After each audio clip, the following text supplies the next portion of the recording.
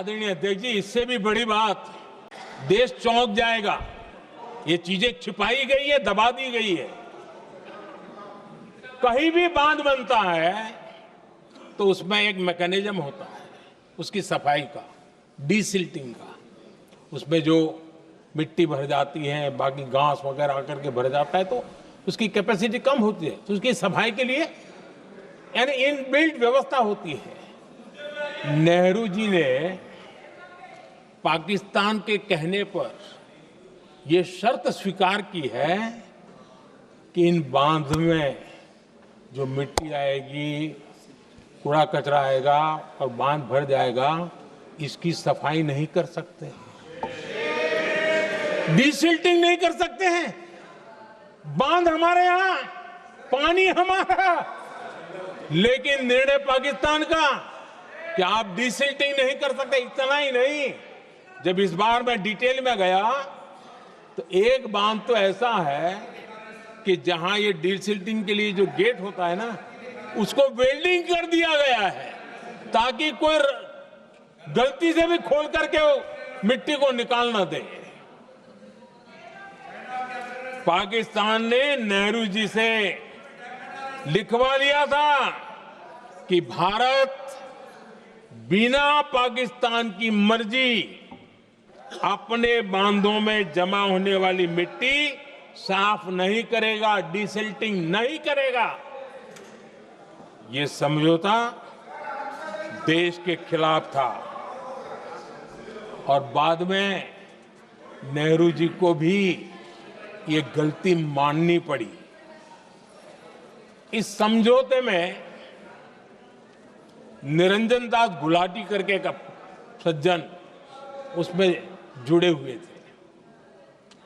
उन्होंने एक किताब लिखी है। उस किताब में उन्होंने लिखा है कि फरवरी 1961 में नेहरू ने उनसे कहा था, गुलाटी, मुझे उम्मीद थी कि यह समझौता अन्य समस्याओं के समाधान का रास्ता खोलेगा, लेकिन हम वहीं हैं जहां पहले थे। ये नेहरू जी ने कहा। नेहरू जी केवल तत्कालिक प्रभाव देख पा रहे थे, इसलिए उन्होंने कहा कि हम वहीं के वहीं हैं, लेकिन सच्चाई ये कि इस एग्रीमेंट के कारण देश बहुत पिछड़ गया, देश बहुत पीछे चल गया और देश का बहुत नुकसान हुआ। हमारे किसानों को नुकसान हुआ, हमारी खेती को नुकसान हुआ। और नेहरू जी उस डिप्लोमेसी को जानते थे जिसमें किसान का कोई वजूद ही नहीं था।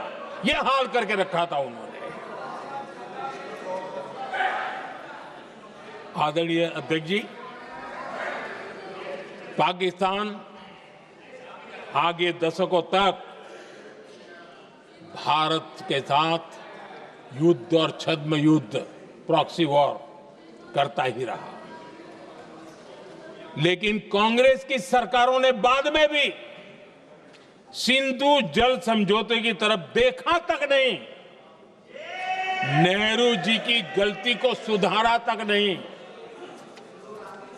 आदरणीय अध्यक्ष जी, लेकिन अब भारत ने पुरानी गलती को सुधारा है, ठोस निर्णय लिया है। भारत ने नेहरू जी द्वारा किए गई बहुत बड़ी ब्लंडर, सिंधु जल समझौते को देश हित में, किसानों के हित में एबेंस में रख दिया है। देश का अहित करने वाला ये समझौता अब इस रूप में आगे नहीं चल सकता। भारत ने तय कर दिया है, खून और पानी साथ साथ नहीं बह सकते।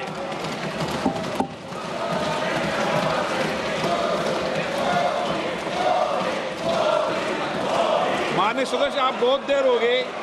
आप उपनेता हैं, ये तरीका आप बैठे बैठे टोकते हैं। प्लीज, ये शोभा नहीं देता आपके लिए।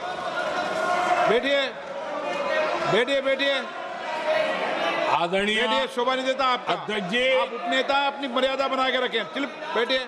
वहां बैठे साथी आतंकवाद पर लंबी लंबी बातें करते हैं। जब ये सत्ता में था, जुड़े हुए हैं। जब इनको राज करने का अवसर मिला था, तब देश का हाल क्या है, क्या रहा था, वो आज भी देश भूला नहीं है। 2014 से पहले देश में असुरक्षा का जो माहौल था, अगर वो आज याद भी करे ना, तो लोग सिहर जाते हैं। आदरणीय अध्यक्ष जी, हम सबको याद है, जो नई पीढ़ी के बच्चे हैं उनको पता नहीं है, हम सबको पता है।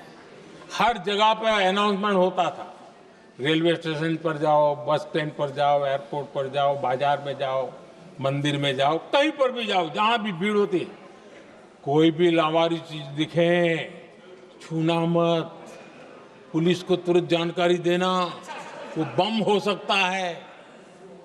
हम 2014 तक यही सुनते आए थे, ये हालात करके रखा था। देश के कोने कोने में यही हाल था।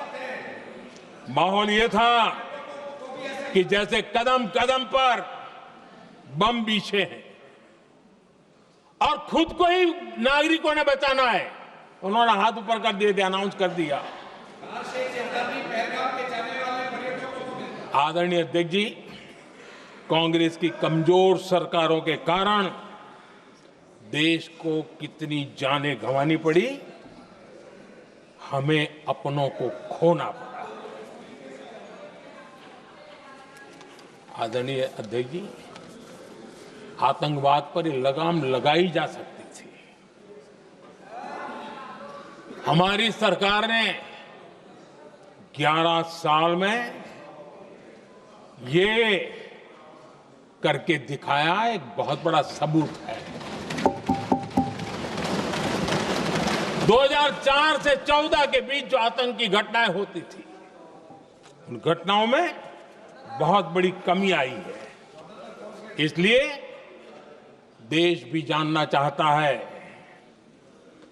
अगर हमारी सरकार आतंकवाद पर नकेल कस सकती है, तो कांग्रेस सरकारों की ऐसी कौन सी मजबूरी थी कि आतंकवाद को फलने फूलने दिया। आदरणीय अध्यक्ष जी, कांग्रेस के राज में आतंकवाद अगर फला फूला है, तो उसका एक बड़ा कारण इनकी तुष्टीकरण की राजनीति है, वोट बैंक की राजनीति है। जब दिल्ली में बाटला हाउस एनकाउंटर हुआ, कांग्रेस के एक बड़ी नेता के आंख में आंसू थे, आतंकवादी मारे गए इसके कारण। और वोट पाने के लिए इस बात को हिंदुस्तान के कोने कोने में पहुंचाया गया।